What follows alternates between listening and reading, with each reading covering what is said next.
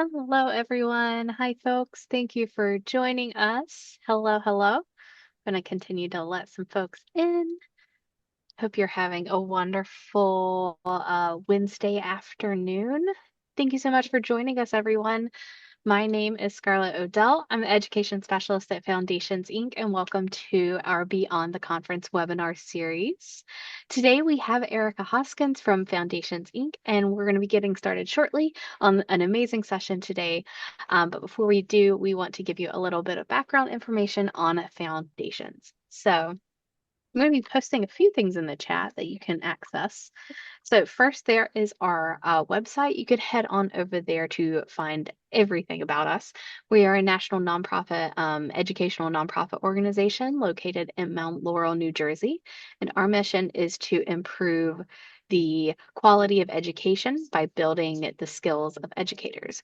We work across the school day with after-school programs, schools, and districts alike, and states to create a brighter future for every child every day.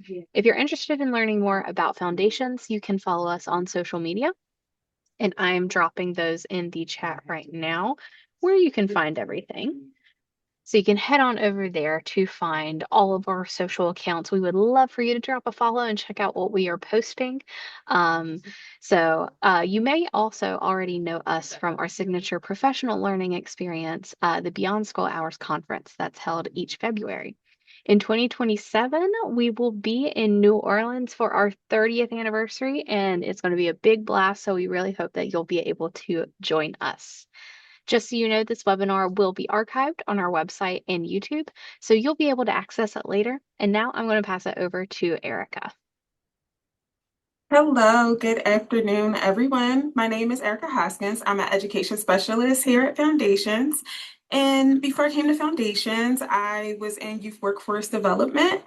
So syncing systems and cross-sector collaborations are right up my alley. So today we are going to gain an understanding of how cross-sector partnerships create sustainable classroom to career pathways, and then also identify some tools for funding alignment, policy coordination, and youth-centered co-creation. So we can think of today like conducting an orchestra where each sector, education, business, government, nonprofit, workforce, brings a unique instrument, and our goal is to learn how we can harmonize them. Sustainable education initiatives require more than just funding. They require strategic alignment across systems that support youth. Why do you think sustainable pathways are important?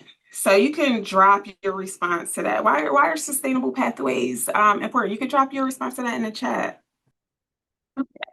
For me, those sustainable pathways are important because they help make those connections for our youth, because we can't do everything ourselves, and that's something that we have to think about. As you see on the screen right now, a symphony, not a solo. So we'll explore some of those cross-sector collaborations and get into workforce readiness and equity. In a survey conducted by American Student Assistance, they found that 79% of high school students want work-based learning experiences and readiness. Only 34% of high school students know these opportunities exist. It was also found for students who have access to work-based learning opportunities, they may face obstacles such as lack of transportation and other support services, language barriers, lack of flexibility with schedules. Governing boards vary across cross-sector collaborations for education. Some collaborations may cast a wide net, looking to involve a lot of stakeholders, while others may be a bit more selective, limiting participant involvement. Of 182 collaborations included in a report by the Wallace Foundation in 2016, only 128 had information about their governing boards on their website. Based on that information, 91% of governing boards consisted of businesses, 87% being from higher education, 79% other social services, 67% other school district officials, and 56% included individuals from foundations and donors. Many collaborations like to take a cradle to career orientation, which represents the time from early childhood through adulthood, starting a career. This, in part, is due to a significant portion of initiatives tracking indicators that cover K through 12 years. 8% track pre-K enrollment, while 24% track kindergarten readiness. 20% track post-secondary enrollment, and 18% track college completion. Additional indicators of the student experience and well-being aren't as prevalent. However, 13% of the initiatives track parent engagement, 8% track data on safety, and 5% track some of the indicators for social and emotional development. Cross-sector collaborations for education can take many forms. They show promise for addressing complex educational challenges. However, their effectiveness depends on local context, governance, inclusivity, and the ability to move beyond rhetoric to measurable impact. So we have school district-led initiatives. Those include local universities, businesses, and or community-based organizations to support instruction and enhance school communities. We have community school efforts. Those are additional supports for youth through parent, community, and school partnerships to develop whole child services. We have interagency task force. They work to align the educational, social welfare, and health services provided by government agencies or community-based programs. We have neighborhood or citywide efforts. Those are often funded by private philanthropy and or other public sources. And then we have initiative programs. Those increase access to college and or other initiatives to transition through to higher education. For each of these sectors, whether it's education, business, government, or nonprofit, it's a section of an orchestra. Sustainable pathways require synchronized funding, policy, youth voice, all orchestrated like harmonies in a musical score. So, we're talking about this symphony that we're creating here and this cross-sector collaborations and how we need them to work harmoniously together.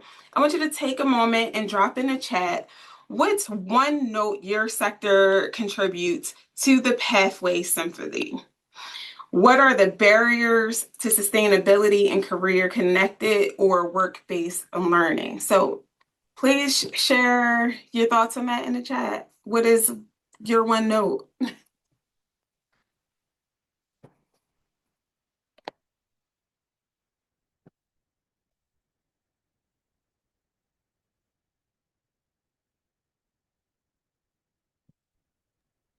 You are also welcome to please, we would love to hear from you.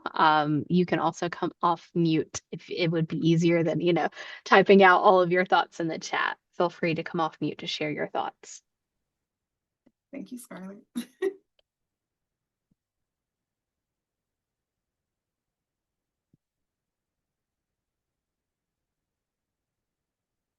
So I could think back to some partnerships that I've had in the past. I've worked with other nonprofits when I was in a nonprofit organization, and some of those collaborations that I had help bring different experiences for my youth. So I partnered with a museum, and they help bring some career pathways that my youth may not have known about to the table.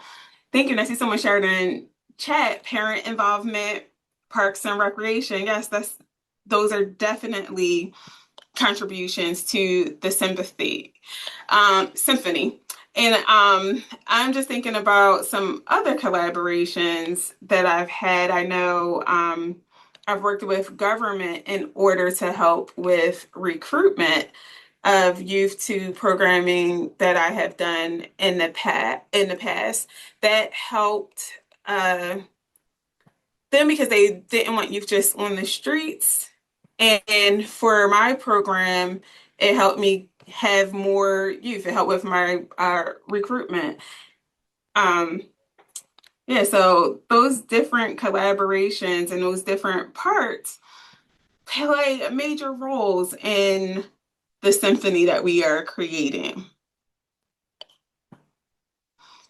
And then I'm just thinking about that follow-up question that I asked. What are some of the barriers to sustainability and career connected work?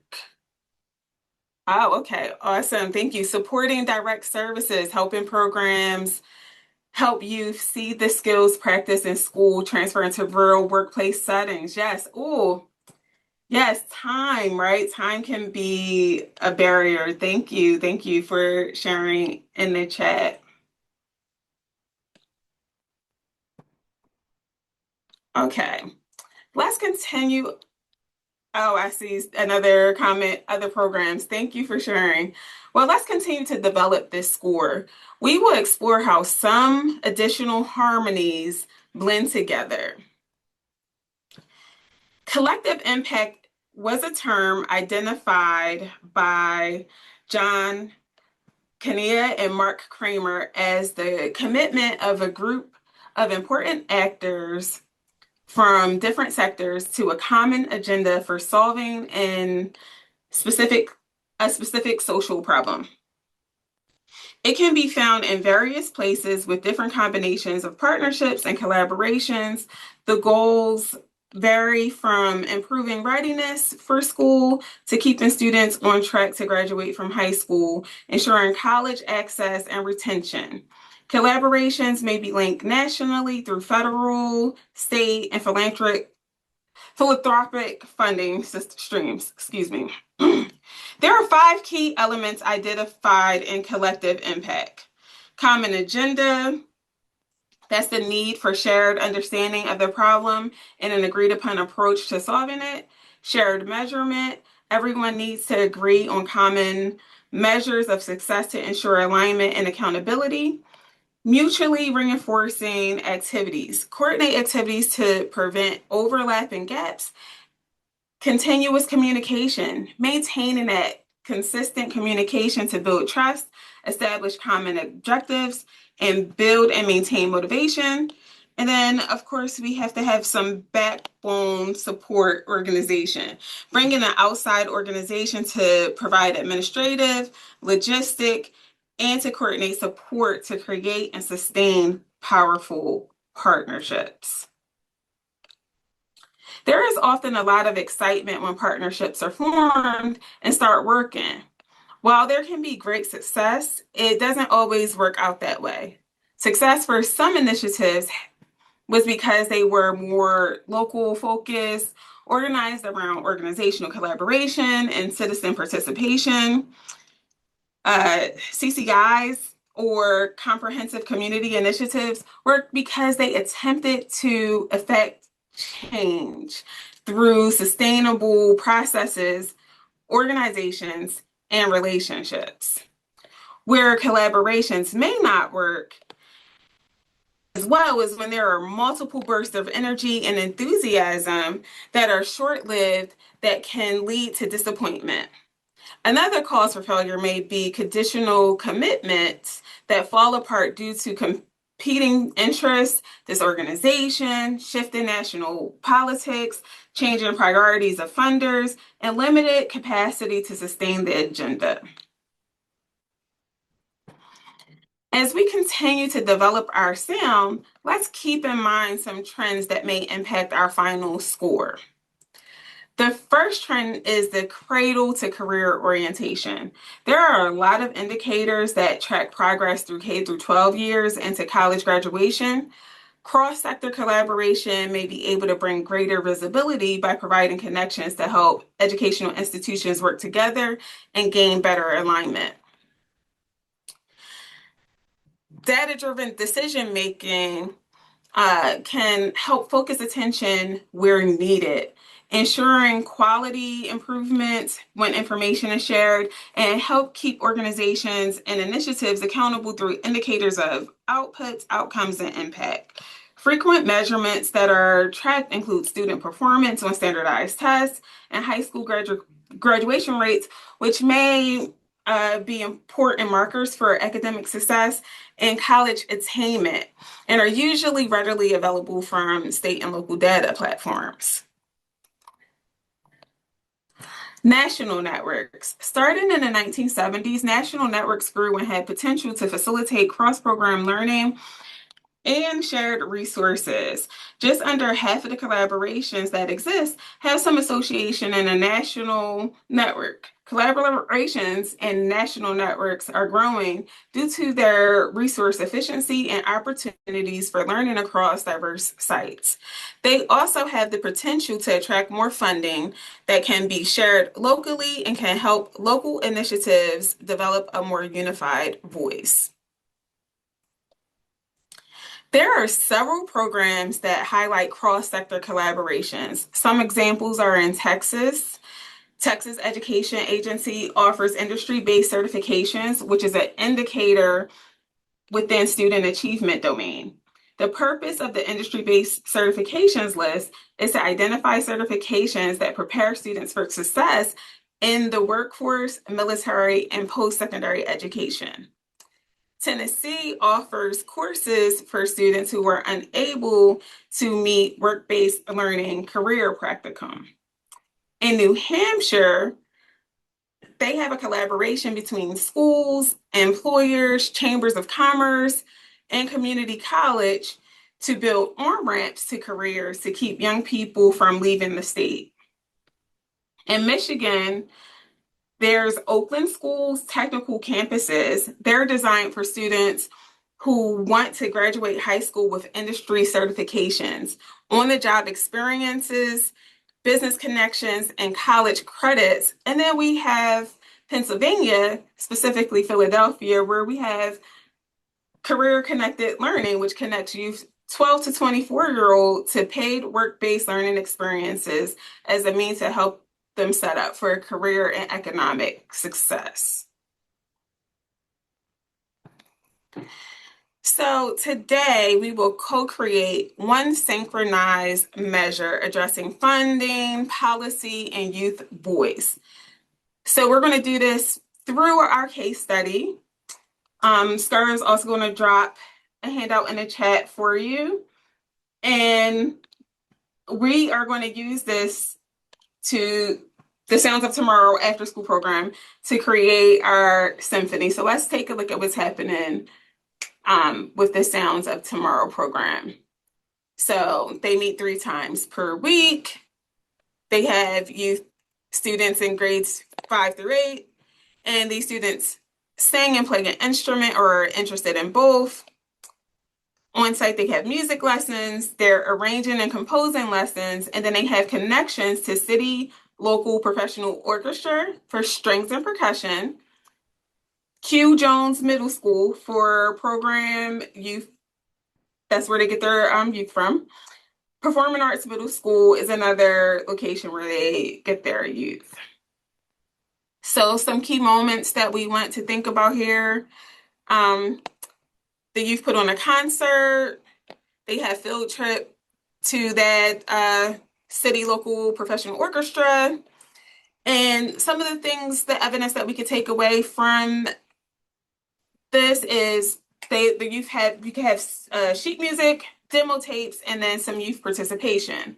So some key program findings we have are 35% of the youth reported trouble getting to the center on time. 55% of youth do not have access to musical instruments.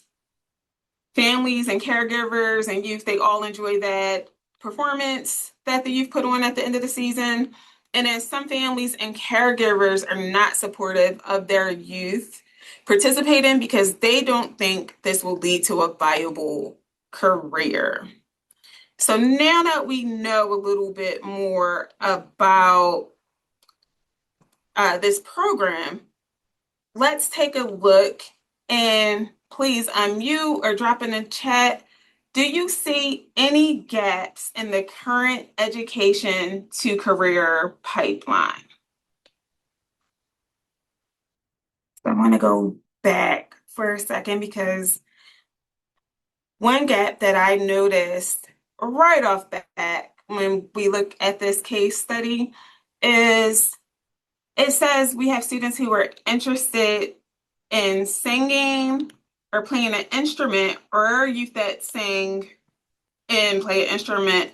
But I don't recall seeing anywhere where we're connecting the youth that are interested in singing to any type of career development.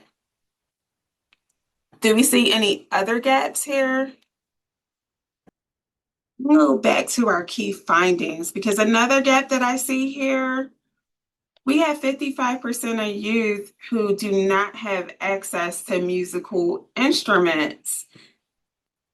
So I'm also wondering, how are all the youth being able to participate in this particular program?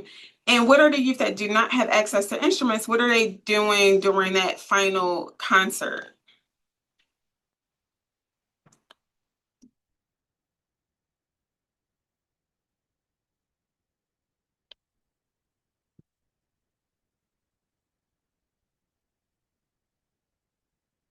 And then since we're thinking, I know we're thinking about the Youth at Tomorrow program, um, but also take a moment to reflect on your own program. Are there any gaps in your current education to career pipeline?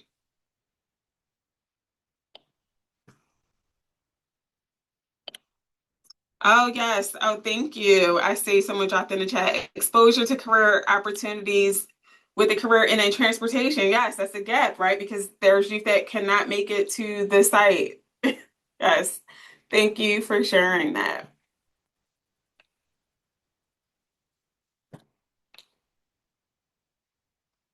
Okay.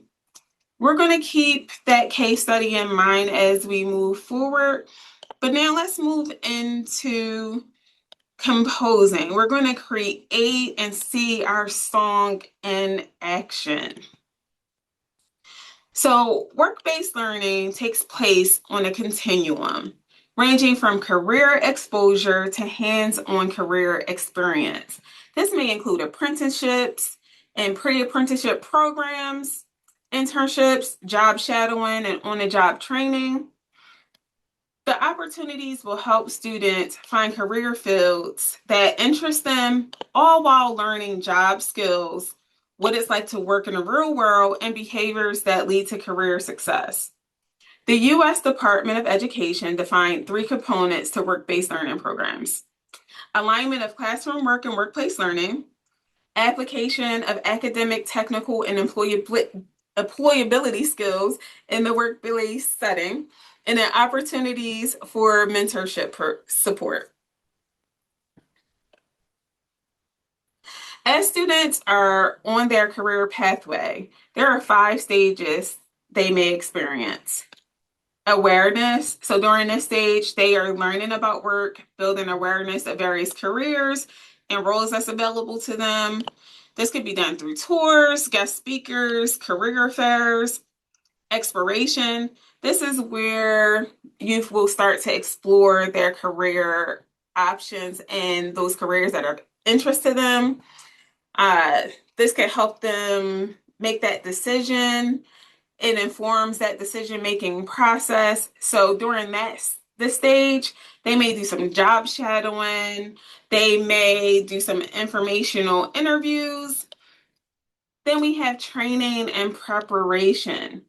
This is the stage where our youth get to learn through work. They get some practical hands-on experience to help develop the knowledge and skills necessary for success. At this stage, youth may participate in internships, apprenticeships, and other on-the-job training. Placement. This is where students gain access to the workplace to develop their understanding and experience in that work environment. And then finally, we have advancement. This provides students with the opportunity to strategize through networking with professionals in their field of interest and taking advantage of mentorship opportunities. Students should develop personal branding and communication skills, self-confidence, and deeply rooted connections to their field of interest. So we're going back to our case study, Sounds of Tomorrow program. Let's think about that continuum that was just shared. Where is one place where the Sounds of Tomorrow program has strong connections, and where is one place where there's a gap? So I'm going to go back here. So if we're thinking about the Sounds of Tomorrow program, what are some places where they are strong on this pathway, and where are some places where there's a gap?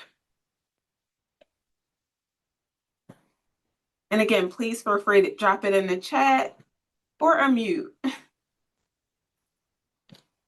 Oh, yes, thank you. Explorations is a gap. Yes, definitely, right? Because we talked about how there are some youth that are interested in singing and there's no opportunity for them because we're only connected with an orchestra. Any other gaps that we see, or how about one place where connections are strong?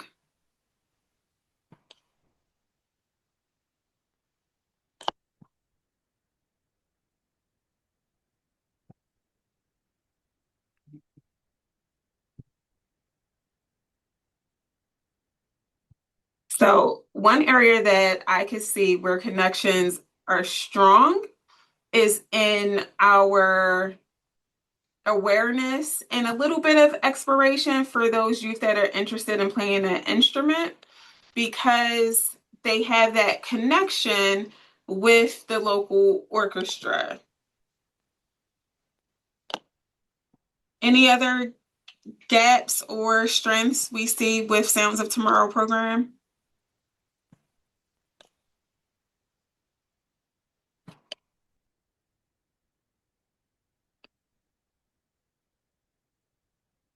Okay. Will we consider that a strength or a gap? So orchestra provides materials and behind the scenes. I would say that that is a strength, right? Giving some of that exploration. Yes, definitely a strong connection. Thank you. Any other gaps we see here?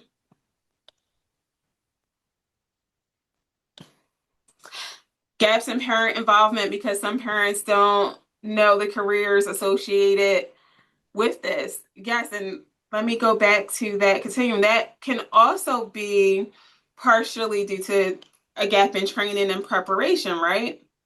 And then it was said earlier, there's a gap with the transportation. So there's not, youth are having trouble getting to the site. And then I didn't see, I don't know about everyone here, I don't know, I didn't see anything that connected this program and what they were doing to definite careers, although they are composing and learning to play instruments, some of them. I didn't see any follow-up on how this can lead to a career or any definitive training or preparation, right? There's some big gaps here. And I understand that the youth are in grades 5 through 8, but we could make stronger connections. What would make it different if the youth were older, if they were in high school? How could this look different, and what should those experiences look like? Say if we had a high school junior or senior.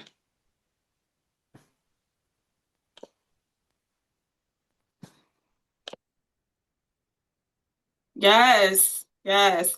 Introduce some industry recognized credentials, um, have some other options to consider, or some other technical skills. Yes, thank you. Those are all good ways that this could be different. And I could see there being strong, oh, flexible hours. That could possibly help with the transportation issue, depending on what time the program happens. Thank you for sharing. Uh, oh, communication skills. Yes, yes, yes. And I was just thinking for the older youth, there is some opportunity to actually have some placement and possibly have them work on some of those advancement skills. Because if you're thinking about older youth, and like I said, I'm thinking maybe juniors and seniors in high school, they're able to work, so they're able to get a little bit more out of this program. So maybe that connection that you have with the orchestra looks a little different. Thank you so much for sharing. Let's go into our synchronization toolbox. And we're going to, oh, hold on, I just saw another comment pop up. Piggybacking on what you shared, professional communication and what that would look like as a professional musician. Oh, yes. And then thank you for adding that in there because there's careers that are added into some of what that professional communication would look like too, right? So maybe those youth that aren't playing an instrument or composing. Maybe they are doing some marketing for the concert. There are many different roles that can go into this career. So now we're going to talk about how we can build and maintain a toolbox for cross-sector collaborations. Funding alignment. Cross-sector collaborations are seen as potentially effective ways to provide the additional educational resources and services that students need. The recent recession had a negative impact on school districts due to the hit to state funding, which is still trying to rebound. This limit of state funding for education emphasizes the need for more collaborative efforts. So one way to ensure your funding is in alignment is by creating and implementing a system for collecting and reporting data. This will ensure you are meeting the requirements of your funders. So as a team, formalize a process for fiscal management, understanding the difference between braiding funding and blending funding streams. So when we braid funding, this is where we weave together different funding streams while maintaining their separate identities. Each funding source is tracked and reported individually while simultaneously being used to support specific services or programs. Careful coordination here is needed because you want to make sure that you are not like overlapping services from different funders. So an example of braided funder may look like one program that is receiving funding from one grant that is only for supportive services, while another grant is funding staffing, or two different streams that are supporting one program. On the other hand, blending funds is putting all the different funding into one single pot of money. The individual identities of the funding sources is no longer maintained, and the funds are used interchangeably for various program needs without tracking which service paid for what expense. While this allows more flexibility, it can make reporting to funders more complicated.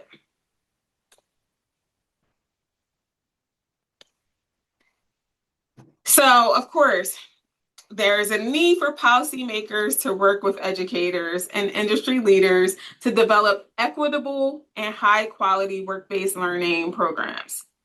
Based on an analysis of state legislation passed in 2023 relating to work-based learning in K through 12 schools. Five themes emerged highlighting how states are expanding or improving their work-based learning offering. First, we have dismantle barriers. So making sure we're taking away those barriers to participation and completion for marginalized student populations. Then also having that dedicated funding and providing expanded work-based learning opportunities to students to build necessary career skills and experiences. Promotion of strong, consistent program quality through strengthening program requirements and data reporting to ensure students have access to meaningful career-connected learning experiences. Work-based learning opportunities, and uh, just, making sure that things are well connected. My brain is just going into how much strong program quality impacts that policy coordination, because it's just something that you have to be mindful of, because especially if you are receiving those type of funds, people want to know what you're doing and want to make sure that your program has that impact. So to ensure that coordination with policies, there should be a clearly defined quality standards that make sense for your ecosystem, and then making sure that there's a criteria for how programs should run and operate. They may include information on program components like program goals and alignment, youth support and supportive services, and then data-driven improvement. Another important thing to consider with policy coordination is to create and implement a system of collecting and reporting data. Collecting data will allow programs to see how they align with current legislation, where they diverge, and how priorities provide the ability to assess how to maintain and make your program stronger. Another thing that we want to be mindful of is youth-centered co-creation. Youth feedback is a vital part of program success. It's not only important to abide by policies and requirements, but building in what youth wants and their needs, right? That can help your youth have a vested, help them feel vested in that experience and motivated to participate. So one quick way to gather some of that feedback is through surveys. A more robust way can be through creating a youth advisory board. This empowers youth to share their voice, and you can empower them to create the agenda, set up the meetings, and develop that design thinking. Another aspect is family engagement. And somebody mentioned that earlier in the comments, getting the parents and guardians involved, right? So this could look like hosting family nights, showcasing their child's projects, or even creating a family advisory board where you gather their feedback, and let them have that input into the programs, because that also helps your youth be more invested in the programming that you have. Equity strategies like this can reduce barriers to access, such as barriers for non-English learners. So we're going to return back to the Sounds of Tomorrow program. And let's think about, how can we ensure funding alignment for Sounds of Tomorrow? And if you need to, we can throw it into your program. How can you ensure alignment for funding for the programs that you're running? How can you ensure that there is policy coordination? And then are there any tools that can help you with that alignment and that policy coordination? And then also, what could youth-centered co-creation look like in Sounds of Tomorrow and or your programs? Let's take a moment to think about that and reflect, and please feel free to share in the chat or unmute yourself.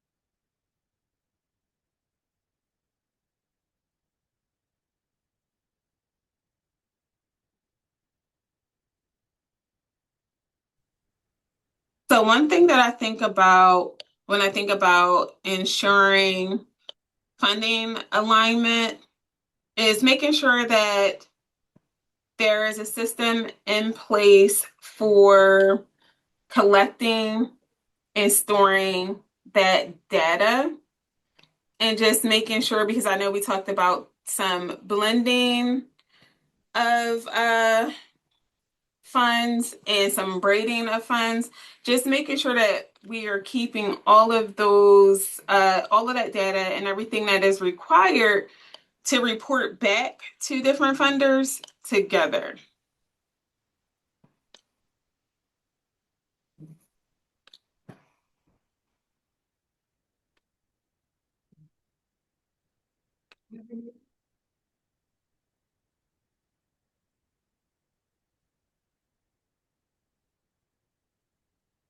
And now I'm also thinking about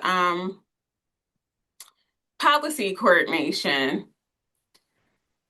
That can look like a number of things, and that may take a little bit of legwork too. You may have to attend some additional meetings.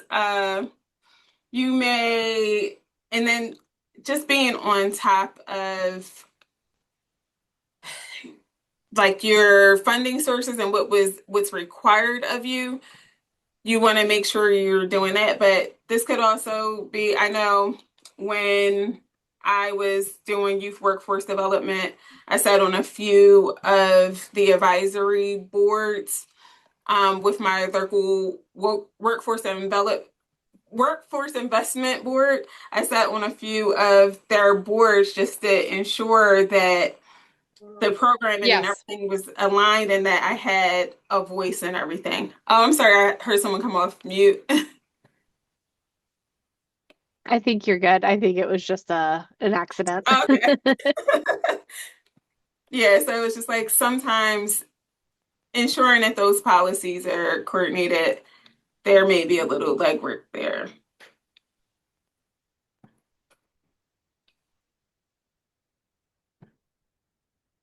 Now, how about what could youth-centered co-creation look like?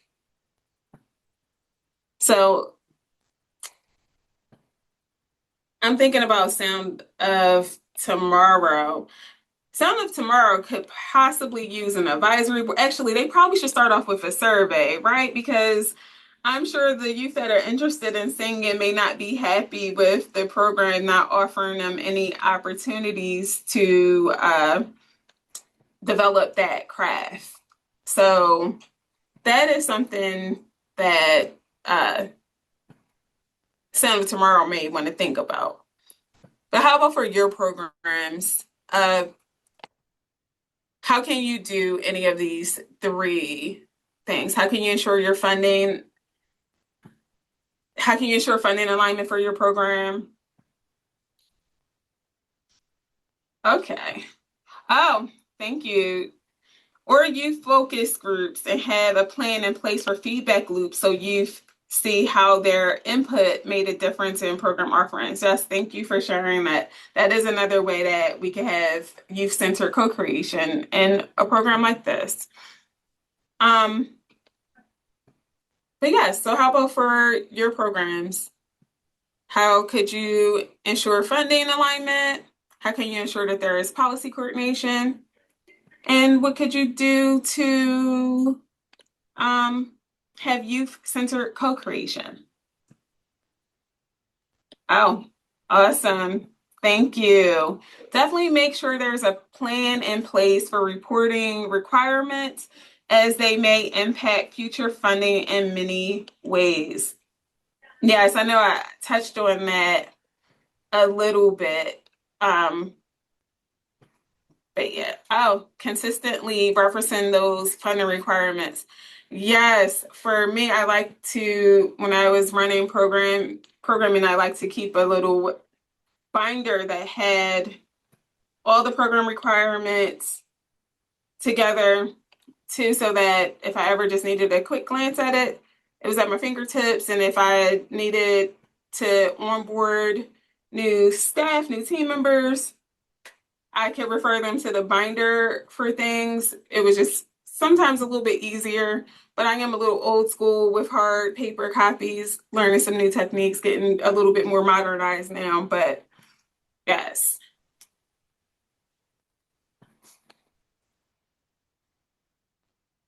All right.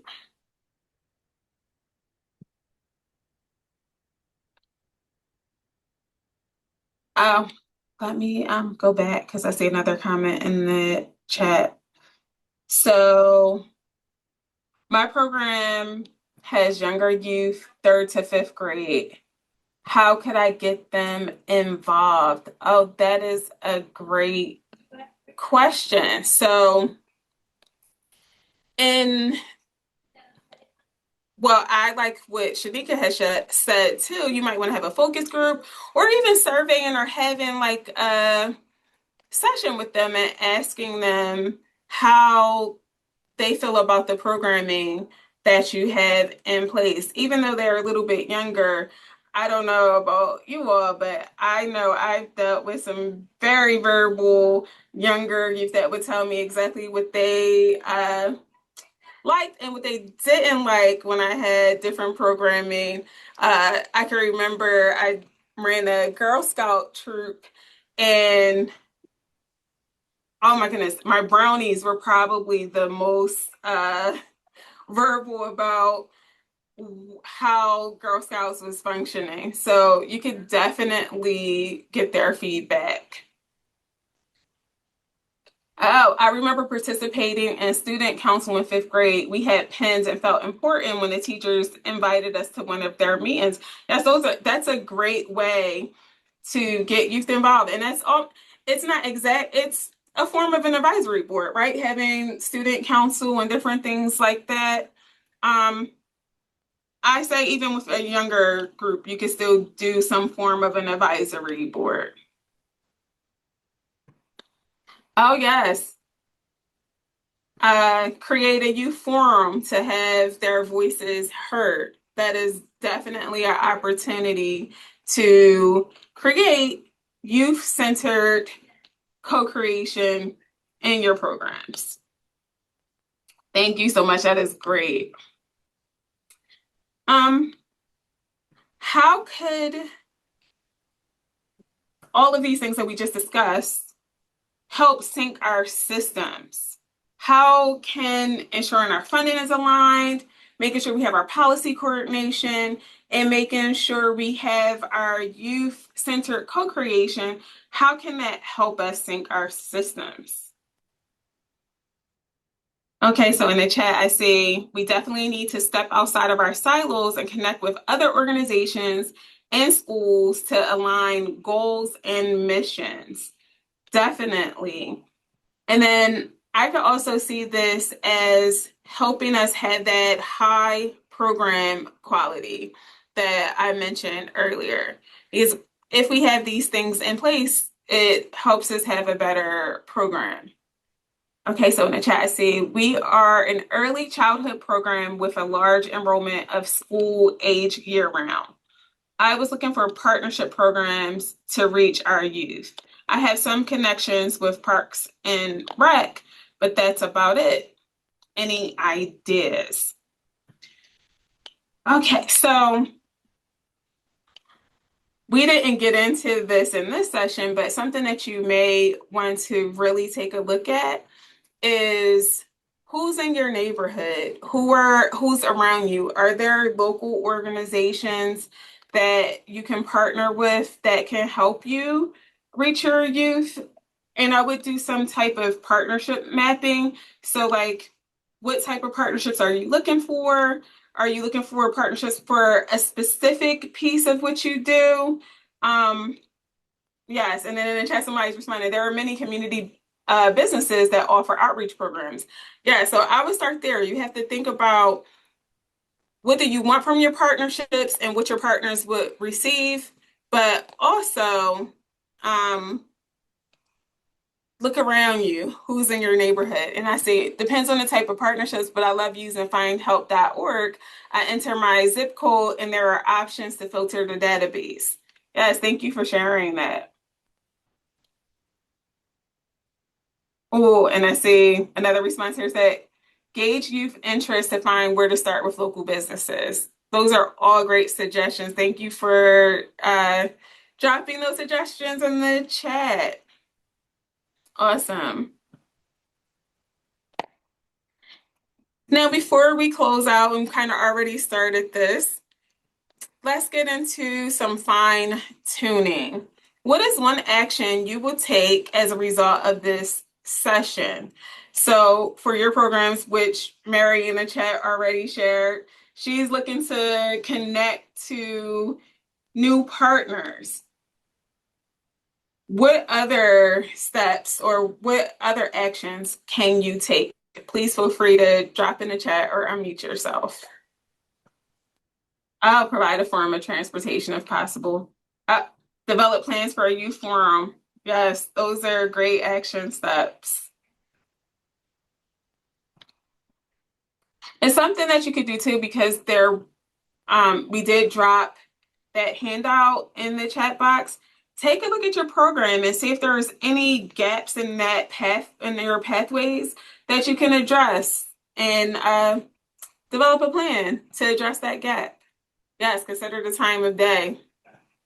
Definitely. I just also pinned the document. So if you couldn't find it in the chat, I pinned the PDF to the chat so you can grab that document and make a copy of it for yourself. So you have that. Thank you, Scarlett.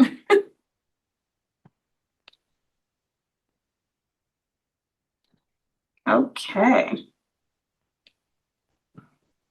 I just want to, oh, I see, oh, partner with more local employers to identify real problems and have my youth try to solve them. That is a great way to connect youth to real world work and giving them that opportunity to explore and expand on their career pathways. Thank you.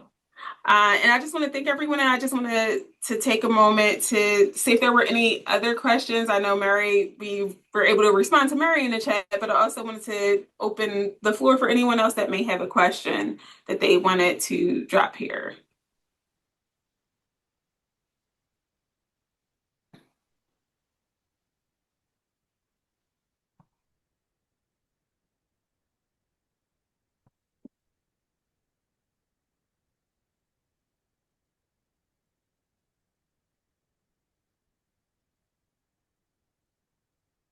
Okay, if not, I want to thank you all for your time, and I'm going to hand it back over to Scarlett.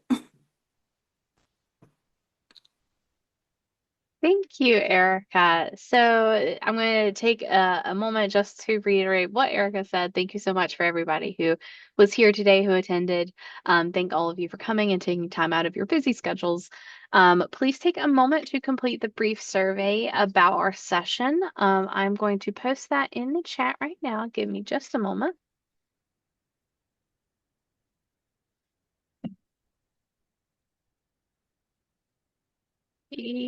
That should be good. There you go. So you can use that to take you right to the feedback form. We really value your we will really value your feedback. Oh, tongue twister. And our aim is to meet your needs. So please keep that in mind as you complete the feedback form. A certificate of attendance will be sent out within a week to all those who are attended live and completed the survey. So please make sure that you do that. We hope that you will join us for our next session, which will be on June 17th. What's shaping the upcoming what's shaping the upcoming realm in after school, which will be a panel discussion with ARUX. So thank you all so much for coming today and attending, and we hope that you have a wonderful rest of your day.